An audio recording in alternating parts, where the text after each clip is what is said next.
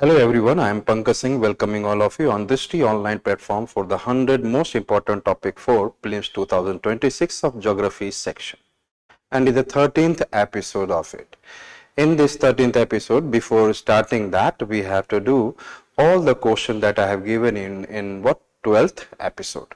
So the first of all, these are the topics we have covered in 12th episode, and first of all getting into this one, so let us see the questions of the 12th episode.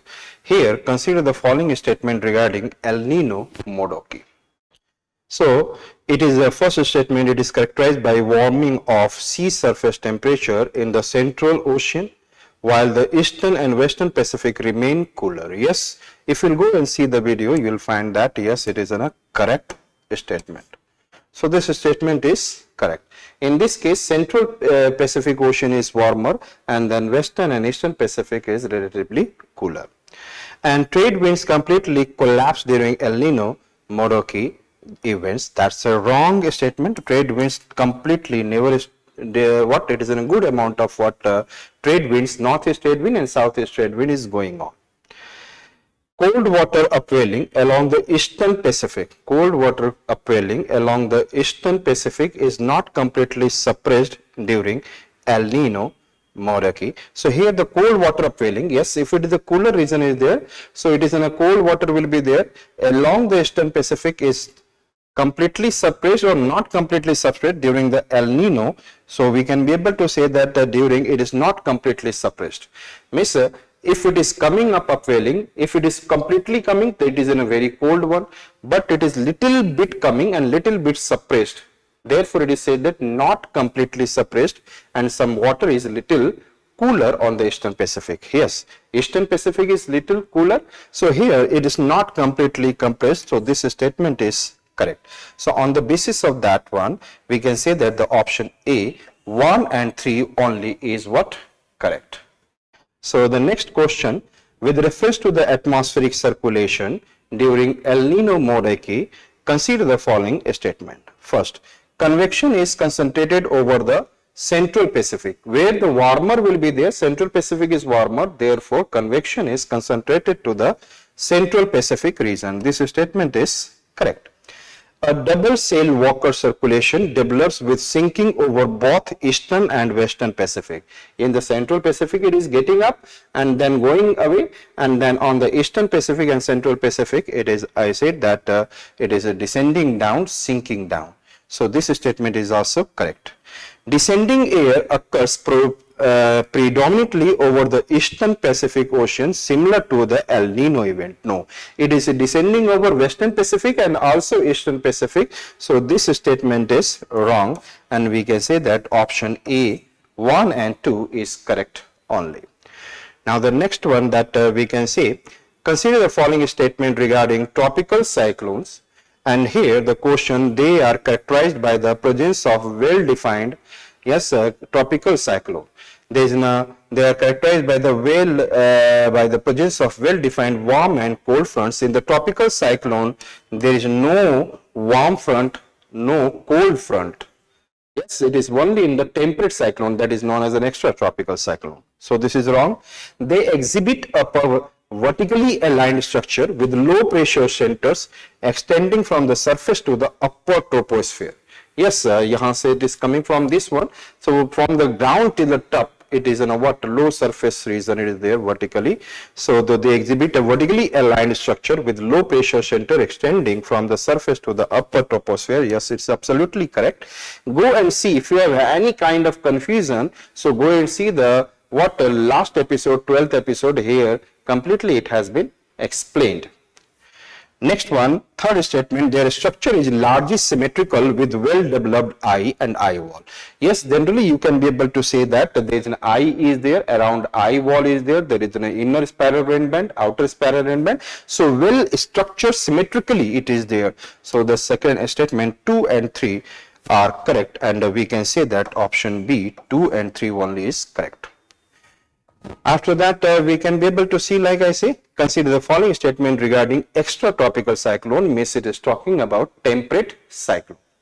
In the temperate cyclone that or extratropical, they have a baroclinic structure with a significant variation in temperature and pressure with height. Yes, baroclinic, it's in a kind of what pressure, and it is talking about, yes, temperature changes with increasing height, and it is little tilted towards west. So it has a significant variation in temperature and pressure with height. Therefore, it has a what? This statement is correct. They are associated with the frontal systems such as warm front, cold front, and occluded fronts. Yes, extratropical cyclone, and actually in a front formation in which there is initially there is a formation of a stationary front, then along with that cold front, warm front, and when they come together, cold and warm front, they have covered the whole ground, and then that is what converting into what I said, that yes, occluded front, and this statement is also absolutely. They possess a highly symmetrical circular structure similar to the tropical cyclone. They do not have a circular, that kind of symmetrical kind of what the tropical cyclone is a symmetrical, eye wall, everywhere symmetrical. Yes or no? Eye wall and inner spiral and outer spiral, but all around. Now that is there. But in case of this one, in the extratropical cyclone, it is in an inverted V shape, or you can say that it is in a not symmetrical in structure. So this statement, you can say that it is wrong, and here it is 1 and 2 only. Another part that we can say, consider the following statement regarding tropical cyclones. They derive their energy primarily from latent heat released during condensation over warm ocean water. Yes, sir, there is a latent heat of condensation is the main mechanism which releases heat, and that helps in developing more low pressure, and further help in formation of eye and surrounding eye wall. So that is the what major important, yes, mechanism needed for the tropical cyclone formation, latent heat of condensation, you can say, yeah, latent heat of evaporation also. So here this statement is absolutely correct. They are characterized by a cold core center, which is in a strong horizontal temperature gradient. No, in the center, in the eye, it is in a warm. It is in a what I can say that they are characterized by a cold core center. No, it is in a warm. So this statement is wrong. And here we can say that option A, 1 only is what? Correct. So here, the next one that we can say, consider the following statement regarding formation and intensification of extratropical cyclone. So in the upper, it is talking about extratropical cyclone means temperate cyclone, and it is talking about formation and its intensification. The upper level divergence associated with the jet stream, yes, that is good, can lead to a fall in surface pressure and initiate cyclogenesis. Yes, upper level divergence will be there, then the sucking of air from the down, it will be more, and that creates a low pressure. So upper air level divergence associated with the jet stream. Yes, that the jet stream is doing that, and that help in the water fall in the surface pressure and help in cyclogenesis means temperate cyclone formation. Genesis means. So this statement is correct. Here jet stream act as a steering mechanism controlling the path and then speed of extratropical cyclone. So jet stream act as a steering. Yes, jet stream moves from the west to east, that is especially polar front jet stream, and moving, and it is trying to what I said that taking it to the what from the west to east in the path, and the speed of also, if it is moving faster, then it will be also faster. So both the statements are correct, and we can say that both 1 and 2 are correct. So there is a major role of jet stream in the what extratropical cyclone. Here we can say that consider the following statement regarding the role of jet stream in tropical cyclone. Yes, nearby tropical cyclone, there is a subtropical jet stream exist.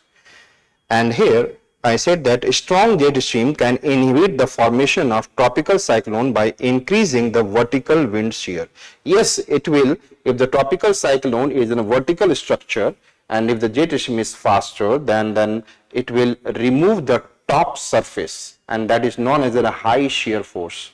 Yes, that will destroy the cyclone formation. So that's what is talking about. Yes, a strong jet stream can inhibit the formation of tropical cyclone by increasing the vertical wind shear. That is correct. Shear means you can be able to say that putting away more force on the top. Tropical cyclones require high vertical winds shear for their development, and I said that intensification. Tropical cyclone require high vertical wind shear.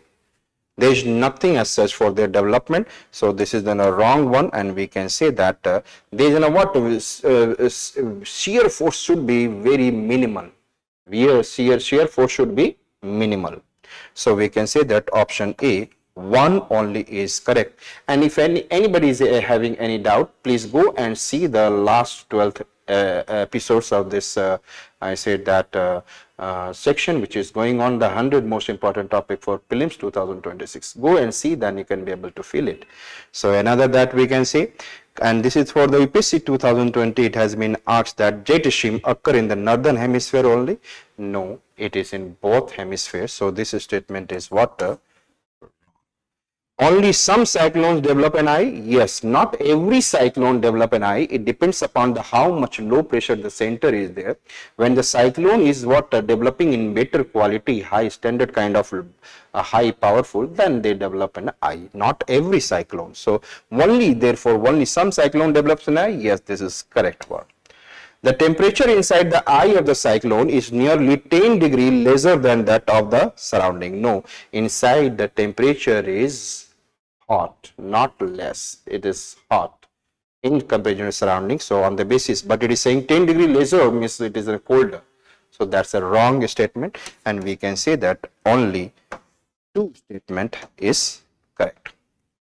Now we can say that today that in the 13th episode we have to see the physiographic division of Indian Himalayas, and we will see passes in Jammu and Kashmir, Himachal Pradesh, Uttarakhand, Sikkim. Then we will see structural difference of Western Ghat versus Eastern Ghat. We will see ecological difference between what I say Western Ghat and Eastern Ghat. Then Indus River left bank tributaries, and we will see geography of the Indus Water Treaty 1960. Is it okay? The first of all, here we are talking about there is an what Karakoram, Ladakh and Jaskar. If I am talking about from here, it is an Karakoram is there. This is the Ladakh. This is Jaskar from the north to south, and it is in a trans Himalaya. It is in a what I said that trans Himalaya, and here it is in a what I said that in this region Ladakh is the cold desert, and then highest peak of Karakoram you can say that K2 or Godwin Austen. It is in a what also known as what Godwin Austen. It is on the which one? Karakoram range. Is it okay? And it is the oldest and structurally distinct from the main Himalaya. This is the main Himalayas, and it is older. It has been formed earlier. It has been formed earlier than the Himalayas. Understood it? So here, this is the thing that we have seen. Thereafter, this is in a continuous chain of mountain range, Greater Himalaya, and these are formed by ocean continental convergence. This is known as the Trans Himalaya, Karakoram, Ladakh, and Jaskar, and these Greater Himalaya, Middle Himalaya, Sivalik range. These are formed by the continental convergence and is the loftiest mountain range of the world. So here, Greater Himalayas, and here we can be able to say that this is starting from the Nanga Parvat in the east to the west, Nanga Parvat in the west to the what I say that Namcha Barwa peak in the what east. There is a Namcha Barwa peak, and here you can say that there is a what Nanga Parvat peak, and it is an average height. If we can be able to talk about that, its average height is what more than 6,000 meter, and it is not broken anywhere. It has not been broken anywhere. It is in a continuous chain of mountain range. It is a continuous chain of mountain range, continuous. And if we can be able to say that if it is continuous, so because the core of this Greater Himalaya is made up of what hard igneous crystalline rock, granitic crystalline rock, therefore it has not been broken. But Middle Himalaya and Sivalik range, this Middle Himalaya is also known as a Lesser Himalaya, that Himalayas are broken.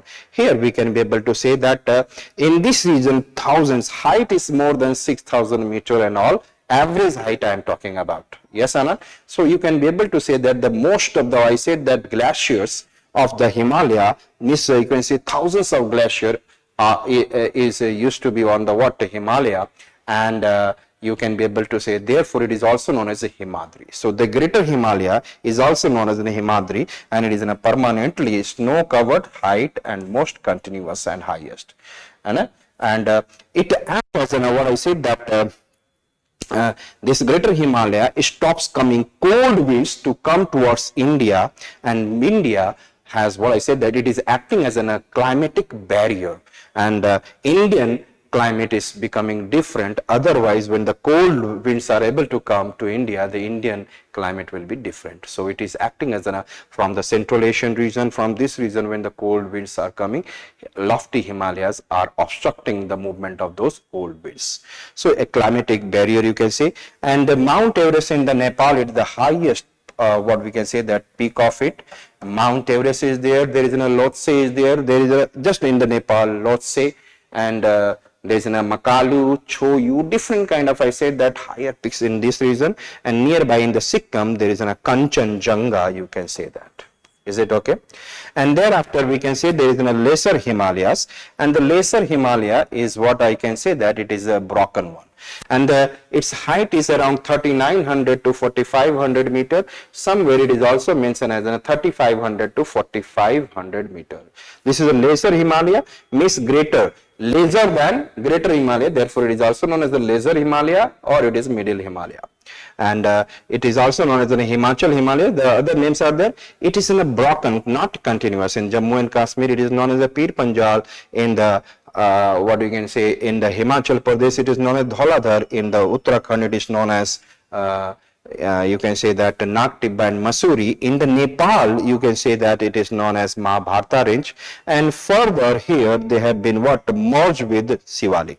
The lesser Himalaya and Sivalik range has been merged over here, and they are also broken in this region. So it is about what we can say that you can say lesser Himalayas, average height is 3500 feet. It is highly dissected and rugged.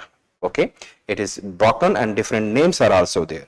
Is it okay? And thereafter we can say that there is what southernmost, if I am talking about this is known as this greater Himalaya is known as an inner Himalaya, it is in a middle Himalaya, and it is Sivalik is outer Himalaya. It is a part of a circle, it's like a circle like, yes, and the Sivalik range is in the outer part. Outer Himalaya, it is also known as Sivalik range. It is the southernmost and the youngest, later on formed. Yes, and the last period of Himalayan formation it is formed. And height is what somewhere mentioned at like 900 to 1500 meters, somewhere 600 to 1500 meter. And yes, you can say that. And then composed of unconsolidated sediments, means it is in a what different size of particle of sediment, sedimentary rock. It is already made up of this one, and it is also bifurcated. It is also bifurcated, and in the what you can say that this is known as the Western Himalaya, and dunes we can say that in the Western Himalayas between you can say that middle Himalaya and Sivalik range, between middle Himalaya and Sivalik range, between middle Himalaya and Sivalik range, valleys are known as dune. You can say that dune is in a what valley in which Western Himalayas, and it is, you can be able to say that between lesser Himalayas or middle Himalayas with the Sivalik. So between this you can say that here you can say this is valley is known as a dune, and in the eastern Himalaya it is known as Duar.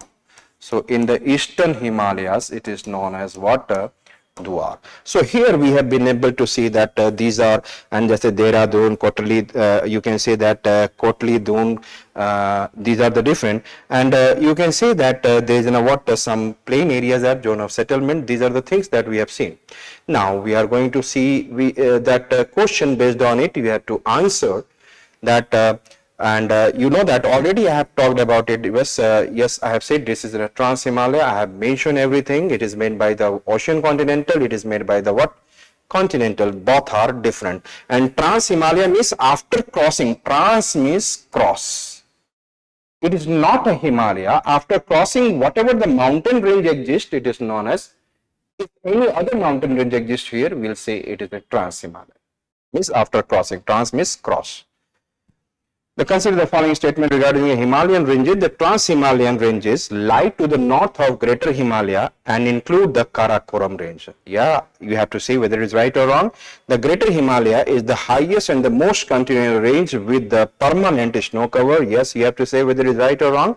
And the Sivalik range is composed of highly metamorphosed rocks, forms the oldest part of the Himalayas. Again, you have to say that whether I have discussed it or not. So accordingly, you have to answer this question. Next one, we are going to see the passes in the Jammu and Kashmir.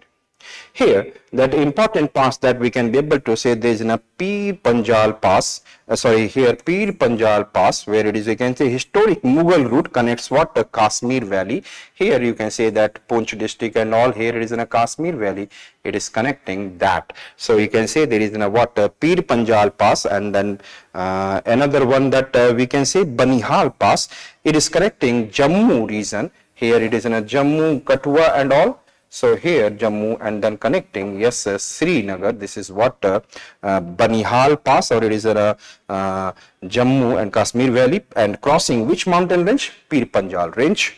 And now replaced by the Jawahar Tunnel route, it is known as also known as a Jawahar Tunnel route, it is been constructed nearby that. And another one I can say that Burjil Pass, it is in a what? Connecting Gilgit-Baltistan towards what?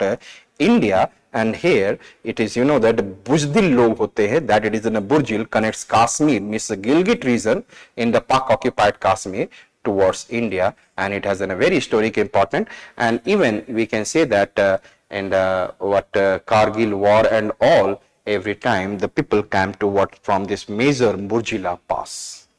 Here you can say there is a Jojila Pass from the Srinagar. If you want to go to Leh, that is in a what? Srinagar to Leh, it is in a Jojila Pass, it is in along the what? Greater Himalayas, strategic access to Ladakh, all weather tunnel under the construction is going on also, all weather tunnel, and that we can be able to reach Leh.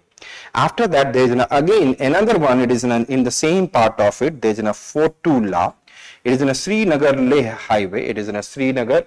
What we can say that Leh, it is connecting Srinagar Leh highway, and then highest point on NH1. It is an NH1, and the highest point you can say, and connectivity has a very much important part. After that, there is a what? Namikala. Namikala. La means pass. Again, it has a very great importance between Kargil and what I said that Leh. So this reason in the Ladakh, this is the reason what we can say that Kargil district is there, and then from the Kargil district you can come to the Leh. This is in a what? Kargil district. From here you can say that you can come to this region Leh. So Kargil and Leh connects, and with the Fotula as a transit pass is movement of transportation and all. And again, this is then what, and here it is in a what? Khardungla, very much important if you want to go to Siachen Glacier, and then Indian Army moves through this one, and it is connecting Leh to Nubra Valley, means Nubra River which is coming and meeting with the Indus River, Nubra, Shiok, and this is what help in connecting this one, that one of the highest motorable passes access to the Siachen region. It is able to go there, and after that we can say there is a Changla. Changla, yes sir, connects the Leh and Pangong. So there is a what? The Leh region, and this is in a Pangong Lake. And if you want to come over there, and nearby this Siok, and you have been able to see that Siok river is also passing nearby that, and Galwan Valley, the Galwan river is tributary of Siok, and here it is coming along with that Changla. So you can be able to say that the Changla is this side, it's a major Leh to Pangong, and then Khardungla, it is, you can say that it is moving from the Leh to you can say like Siachen Glacier, and it is able to reach to the what? Nubra Valley, and then Namika Lake, it is from the Kargil, yes, to what? Leh region, and then you can say that Fotula, it is the highest of NH1, and it is also Srinagar to Leh and Fordia, and thereafter you can say that there is what? Jojila, again Srinagar to Leh, and there is another one, you can say Bujila, that it is for the terrorist people are generally coming from that region. That what you can say that this region is the Gilgit region, coming to what I said, that Indian region, Indian territory. And Pir Panjal Pass, it is in a what Punch towards what I said, that Srinagar, if you have to go, it is in a Pir Panjal, and from Jammu to what I said, that Srinagar, it is in a Banial Pass. These are the things that we have seen. After that, in the Himachal Pradesh, if I am talking about, there is what you can say that Rohtang Pass. This Rohtang Pass in the Kullu district. And from this Rohtang Pass, you know that the rivers which has been originated, their name, it is like Byas River and the Ravi River. These are the two river which has been originated from. But let us see the Pir Panjal range, heavy snowfall. So Rohtang Pass is on them, and bypass by there is an Atal tunnel. So little bit portion of what I said, that Pir Panjal range is coming in this region, and then not completely like that, it is finishing. And here there is what Kullu, in the Kullu district, this one we can Rohtang Pass, and there is what Jalori Pass is there.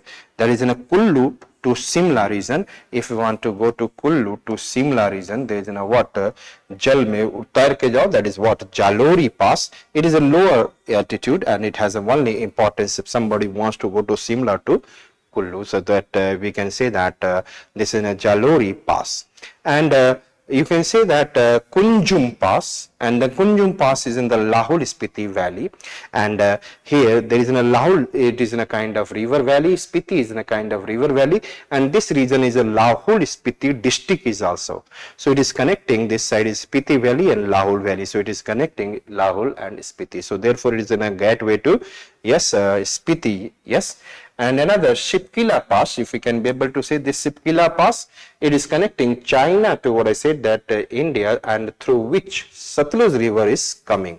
So India-China border, Shipkila Pass is there, and Satluj River enters India here through the trade, for the trade route and all. Another one, it is in a Bara Lachala. It is in the what Lahul region, especially in the Lahul region, nearby Ladakh is also there.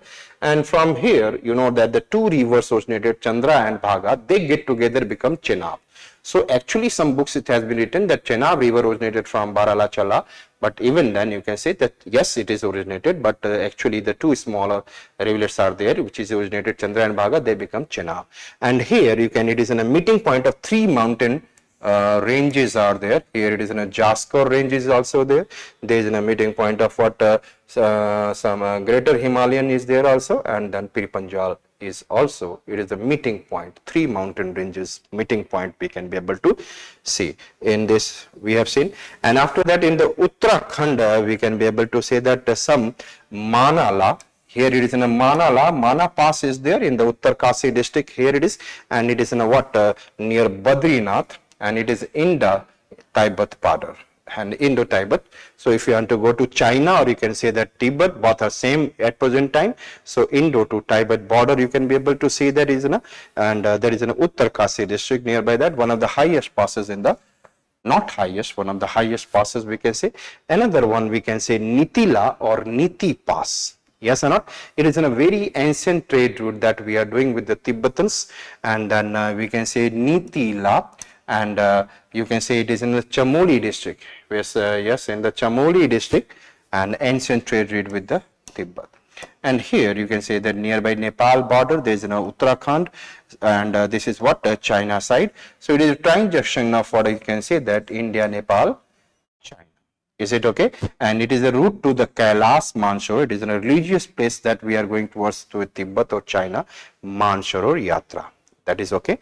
And after that you can be able to say there is a what Trails Pass, which one I said that, you know that in this region there is a Nanda Devi is there, and I said that some Milam Glacier is there. So Milam Glacier, Nanda is an also glacier, Nanda Devi National Park, Nanda Devi Biosphere Reserve, Milam Glacier, and if anybody wants to go to this for the trekking and all, so that people has to go through that. So between Nanda Devi and Milam Glacier, the glacial pass trekking route, it is there. So in this region, sorry, Milam Glacier, and then this is a Nanda Devi, people are going from here to here like that. So, and here Kungri Bingri, it is connecting Garhwal and Kumaon region. This region is known as what? Garhwal Himalayas, and this region is known as what? Kumaon. So this is what Kungri Mungri, you can be able to, sorry, Kungri Bingri, it is connecting what? Garhwal to what? Kumaon region. Understood it? Internal Himalayan connectivity is there. And these are the areas, Mana, Diti, and what? Lipu Lake. Trails pass, that is in a Milam to, you can say that Milam to, yes, Nanda Devi Glacier it is connecting, and Kungri, Bingri, it is what? Garhwal to Kumaon region, Niti Pass, and Tri-Junction Lipu Lake, Kailash Mansarovar, Niti Pass, it is what? Trade route to Jammu. What Tibet region, and it is also Indo-Tibet region, and so these are the things that we have seen. And what we can talk about, yes, there is a passage in some Sikkim. The famous, if you have heard about Nathula, Jelepla is there, but there are other some passes are there. Here you can see that Chola, it is a northern part of the Sikkim, you can be able to see, and along the this is the China side, Indo-China border, and it is a strategic military. Yes, it is at the border, there must be strategic military significance you will have. And 1967 most important, some small fight which has been taken place in this region, Indo-China, skirmish, small fight which has been taken place. This is what we can be said the Chola, La means pass. And then I said that there is a Dongkhala, which one I said that? Dongkhala, if I am talking about again, it is in northern part of the Sikkim, close to what I said that Tri-Junction area. This is the Tri-Junction area, it is close to that. And strategic surveillance and defense region, the people of Indian Army, it is there for the surveillance and all. So it is in a that Dongkhala, you can say. And there is in a what you can say that Nathula. The famous one, it is in a 4310 meter height, Indo-China Tibet border, part of the old Silk Route. It is in a part of the what? Old Silk Route, and we have seen there is in a what? Nitila, it is also old ancient trade route, it is there. And here it is in an old Silk Route, and reopened for trade in 2006. For some period of time, it has with the China, it has been stopped. Major strategic and commercial pass and control movement, restricted access, measure control means it is there, a strategic importance, military significance, trade it is there. So there is a more control, more I said that to be safest should be. And after that here, yes, it is in a Yakla. It is near Nathula region itself. It is in Nathula, and this is in a Yakla used by Indian Army, and it is in a tactical significance is there for the what major level of what the fight along with the missiles and all you can see. And Jelepla, in this one near Kalimpong, that is you can say that in the what you can say that it is in a Kalimpong region. Here you can say that this region of the West Bengal is Kalimpong. Which one I said that? Kalimpong, and here it is connecting with the what I said that Sikkim. So thoda sa it has to be should be there. So Jelepla, Kalimpong, Sikkim region connects India with the Tibet via Bhutan. So Tibet के पास जाएंगे via Bhutan. So this is the you can say that Kalimpong of us West Bengal coming to what I said that Sikkim, Sikkim to what I said that Bhutan, Bhutan to you can go to Tibet. This is in a Jelepla in this region, and it is in a slightly lower than what Nathula. So Nathula se thoda sa niche it is little bit earlier main Silk Route and now less used. Yes, already Nathula is in the also Silk Route it is there. So we have seen it is in a what and Singalila Pass, you can see that it is in a Sikkim region this side Singalila, and it is in a western Singalila is a hills also there near Nepal border. Trekking and tourism forms part of what Singalila range or ridge. So these are the things on the basis of those passes what we can say that consider the following statement regarding the mountain passes of Jammu and Kashmir. Ladakh region. Jojila connects Srinagar with Leh, provides strategic access to Ladakh. Means how it is going or not. So we have to see whether this is correct or not. Banihal Pass lies in the what Greater Himalaya, and it is currently main route connecting to the Jammu and Kashmir Valley. So Banihal and the nearby Jawahar Tunnel has been created. So whether it is right now main tunnel or not, main route it is not there. Yes, you have to check it out. Khardungla connects Leh with the Nubra Valley, and it is of strategic importance for access to the Siachen region. So you have to say that which of the statements are correct regarding that, and we will discuss these questions in the episode 14th. And here we can say that consider the following statement regarding mountain passes of Sikkim. So we can say Nathula is a part of the historic Silk Road, which was reopened for trade between India and China in the 21st century. That is which period, 2006. So you have to say whether it's right or wrong. Jalipla currently serves the primary trade route between the India and China. Whether it is currently working or not, that we have to see. I have discussed it or not. Chola has what I said, that strategic military importance and was a site of India and China conflict. Yes, a small conflicts, small skirmish and all. So you have to say whether it is right or wrong, and then we'll discuss in the next. And here I am talking about a structural difference of Western Ghat and Eastern Ghat. You know that Western Ghat, it is there from Tapi river to it is Kanyakumari, from Tapi to what you can say that Kanyakumari, and it's an average height you can say that 900 to 1600 meter, and somewhere it will be written as in 1200 to 1300, somewhere it is 1300 to 1500. I have chosen 900 to 1600 meter. So this is what 900 to 1600 meter, and it is formed by the, I said that normal fault phenomena. This Western Ghat has been formed, and in which hanging wall has moved down. So it is formed by the fault. Yes, and it is in a block mountain. Western Ghat is in a block mountain, and another, it is in a continuous chain of mountain range, and there is some passes are there. So it is made by, and along with that, this region is, you can say that in this region you can say there is a Kathiawar Peninsular Plateau. This is in a Deccan Lava Plateau. So it is also connected with the, connected well with the, you can say that connected well with the you can say like connected well with the which one we can say Deccan Plateau also, Deccan Plateau, Western Ghat. So geological structure of Western Ghat, if I can say, it is also known as a Sahyadri, and Sahyadri means benevolent. Yadri means mountain, Sah means helping, benevolent mountain, and it is in a basaltic lava, Deccan Lava Plateau, parallel to the western coast. This is in the western coast of India. It is parallel, this Western Ghat is parallel to this steep west and gentle east. So when it has been broken like this, so the western part of the Western Ghat is steeper, and this part has little tilt, and it is in a less steeper, and therefore maximum peninsular rivers are moving from what we can say that west to east. Maximum peninsular rivers are moving from west to east, you can say. And in the Maharashtra region of Western Ghat, there are the two passes are there, Thal Ghat and Bhor Ghat, you can say.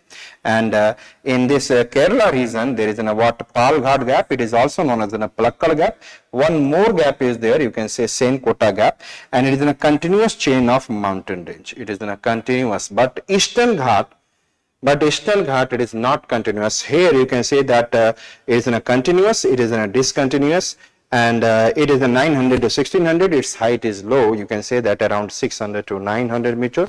Yes, and it is parallel to the west coast, Western Ghat. It is also parallel to the east coast of India. So we can say it is in a parallel to Eastern Ghat. It is parallel to the eastern coast, this Eastern Ghat. Its height is around 600 to 900 meter. It is highly dissected by the rivers and the long period of time by the some different erosional forces. So highly dissected and a broken one. And in this region, Mahanadi, Godavari, Krishna, Kaveri, yes, different rivers are moving into this region, and because of that, it is in a broken by this one. It is in a discontinuous. It is in a Precambrian rock. Yes, generally the NCERT is mentioning about it is in a 450, but it has been formed, it is meeting, this Eastern Ghat is formed 1800 million years ago, and later on it has collided with the this Indian part, and it become part of India. So its formation is very old, Precambrian. Before 540 million years ago, everything is considered in a what Precambrian. So it is formed in the Precambrian, and it is a very old time. It is in a metamorphic, means change in shape, and at the present time broken. It is there deposited sediment. It is in a, you can say that sedimentary rock, metamorphic and sedimentary rock. So here we can be able to say, consider the following statement regarding the Western Ghat. Western Ghats are associated with the basaltic lava flows of the Deccan Traps and are trap and lava plateau, both are the kind of same and relatively continuous in nature. Trap is an exterior structure of the Deccan lava plateau, so sometimes if it is mentioning about Deccan lava plateau and Deccan Trap, both are same. So you have to say that this statement is correct or wrong. The next one is the Western Ghat. They exhibit a gentle slope towards the western coast. Western coast where I have discussed, and a steeper slope towards the eastern plateau. Though we have to say that whether it is right or wrong, and then accordingly we have to answer. Now, consider the following statement regarding the Eastern Ghat. The Eastern Ghat are older discontinuous ranges composed mainly of what metamorphic and sedimentary rocks, that whether it is right or wrong you have to see. Major rivers like Godavari river, Krishna river cut across them and making the range discontinuous. So you have to say whether it is right or wrong. So you have to find out whether it is right or wrong. So give the answer accordingly. Now we are going to understand the ecological differences between Western Ghat and Eastern Ghat. Ecology, we have to understand how much rainfall, what kind of forest, and all these things are there. So if I am talking about Western Ghat, in this this is in a Konkan coast in the Maharashtra and Goa. In this region 200 centimeter rainfall, and here in this Konkan coast we can say 200, and the Kannad along the Karnataka coast it is along the Western Ghat of this there is 200 centimeter, and in the Malabar coast there is a rainfall, it is you can say that 300 centimeter. 200 you can say there is a 200, you can say that 300 centimeter, means good amount of vegetation will occur in this region. So here you can say that climatic rainfall heavy orographic, when the southwest monsoon comes in this region it is obstructed orographic rainfall, that is by southwest monsoon, very wet and windward side, it is in a windward side rainfall takes place, and rain schedule leeward side. This region has a less rainfall, means if it is 200 this side will be 60, 50, keep on moving away 60, 50. So this side is what I said that relatively what less rainfall is taking place because of the leeward side. Windward side is made much rainfall. Vegetation, we can say that because of such very high rainfall there will be a dense tropical evergreen as well as semi evergreen forest, high biodiversity in this region. Vegetation, if I am talking about biodiversity, recognized as a UNESCO World Heritage Site. Yes, Western Ghat is Sahyadri is under the UNESCO heritage sites are there in the natural part, and high endemism, lots of what endemic species of the what plant and other, it is mostly in this Western Ghat. You can be able to say endemic species means we can say that originally found only in that region, nowhere in the world. And river interaction, source of many peninsular rivers, southwest flowing rivers. So this is the reason Western Ghat, here from there it is several rivers has been originated after the rainfall. It is the source of many rivers, you can say. This is about, and it is in Western Ghat is an UNESCO World Heritage Site, must remember. Climate and rainfall, if I am talking about on the Eastern Ghat side, this is an Eastern Ghat, you can say that in this region southwest monsoon rainfall related less, but you can say that northeast monsoon comes and the rainfall will be there, but relatively less kind of it. So less rainfall overall, if I am talking about, more dependent on northeast monsoon, no strong rain shadow effect because the height is more. Here the wind can go easily pass, so there is no rain shadow effect. If somebody is obstructing, then other side will be leeward effect. So no what I said, that strong kind of rain shadow effect. Height is also very less, that we have discussed about 600 to 900 meter earlier. It is in a what you can say that is in a tropical moist or dry deciduous forest. In this region, moist forest, some region is getting 110, 120, 130 region. In this region of Odisha 150 centimeter. When the rainfall is around 110 or more or 100 or more, it will be known as a moist deciduous forest, and then 110 or less, it is known as a dry deciduous forest. So in this region less rainfall is there, and moist deciduous forest and then dry deciduous forest, both are found.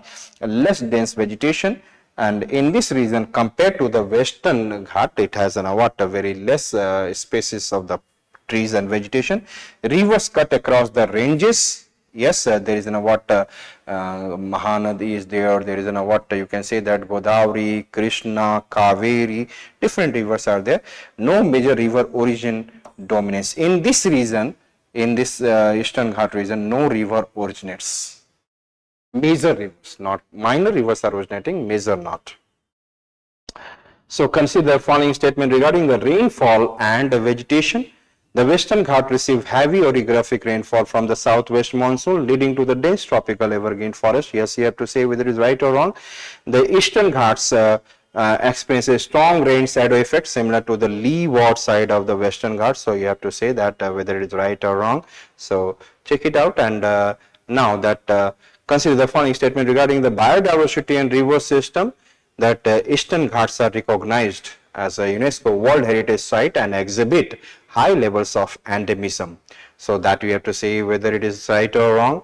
And you can say that major rivers such as Godavari, it is talking about, remember, Eastern Ghat. So the major rivers such as Godavari and Krishna river originate in the Eastern Ghat and flows westward. So that you have to say whether it is right or wrong. So next one, that these are the things that we have to see in this region. And another that we have to see, like I say, that there is some important, you can say that left bank tributaries. And let me see first of all, like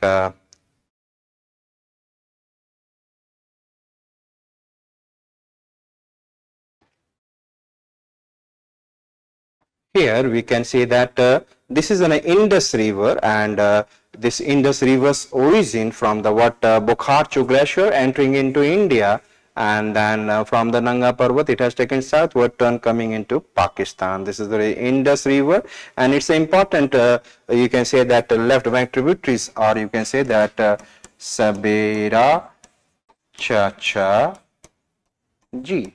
So Satluj, Beas, Ravi, Chenab, Jhelum, these are the these are the rivers which is, you can say that now after the Indus we have to see that this is a Satluj river, and it is originated near what you can say Mansoor and Rakas Lake, India, and it is entering into India through the Sipila Pass, and it is the longest of the 5 rivers. Must remember, it is the longest of the 5 rivers Satluj is. And another that we can say that Beas river, it is originating from the Rohtang Pass, Beas Kund near Rohtang Pass, joins Satluj in the Punjab. Here it is joining the Punjab, it is in a Harike. This is your Beas river. And then Ravi river, if I am talking about, is also originated from the this is your Ravi river, and it is also originating from the Rohtang Pass, and it flows along India and what I said that Pakistan border, that you can say. Yes, Ravi river. And another that we can say that Chenab river, and it is originating from Baralachala. Actually Chandra and Bhaga river originated from there, and they get together become Chenab, and it is the largest, not longest, it is the largest tributary of Indus by discharge. That amount of water it is giving us.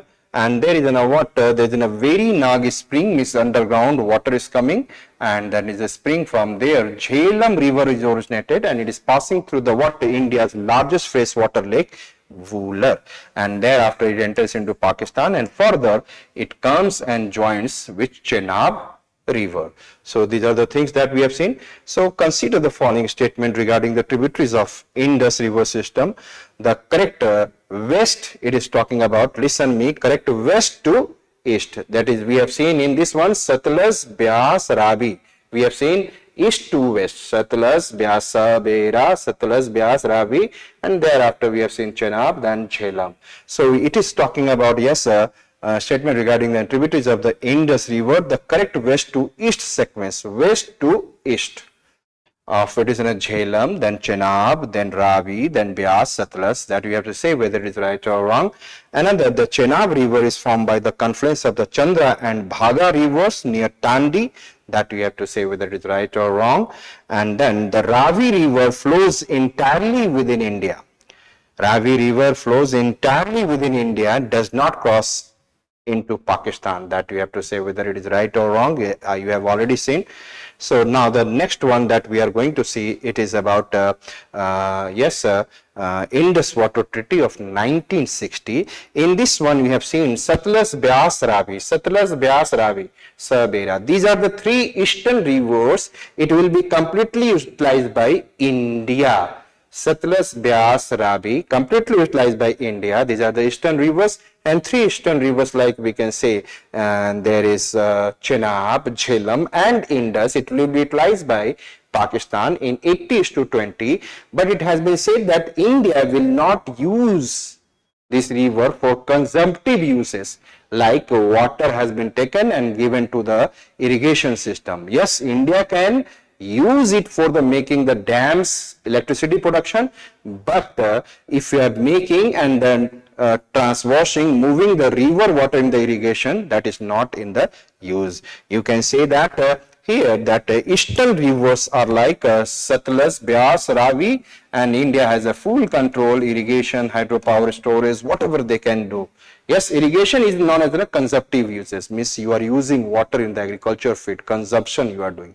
So India can do everything for that. And here you can say that western rivers, it is given to the Pakistan. In this one, Chenab, Jhelum and Indus river, India has limited use rights, means non-consumptive use. India has to what? Use it for the means electricity production, dams and all, you can say, but water cannot be utilized for your agriculture and all, for industry and all. So non-consumptive uses, means hydropower, navigation, we can use. No large scale irrigation storage should be there. And who has acting as an mediator or broker, you can say, that between this between India and Pakistan for this treaty? It is in a World Bank. And a special geography treaty, India, it is in a India river, means nearby river bank is known as a riparian site. If you are moving away, it is known as an upper riparian. If you are moving lower to that, it is known as a lower riparian. So upper riparian country, India is an upper riparian country, and controls headwaters in the Jammu and Kashmir, Ladakh, Himachal Pradesh, Punjab. So the major water of all this river, they are controlled by India. India is in the upper riparian region, and then Pakistan is in the lower riparian country, highly dependent on Indus Basin irrigation system. So we have seen this one, and on the basis of that, you have to see the question that consider the following statement regarding Indus Water Treaty, that the western rivers like Indus, Jhelum and Chenab river are allowed primarily to Pakistan, while India has limited rights over them. We have to say whether it is right or wrong. India has an unrestricted rights over the eastern rivers.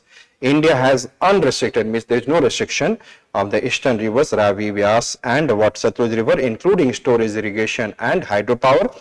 Next, under the treaty, India uses western rivers for hydropower generation. So you can say that whether which of them is right or wrong.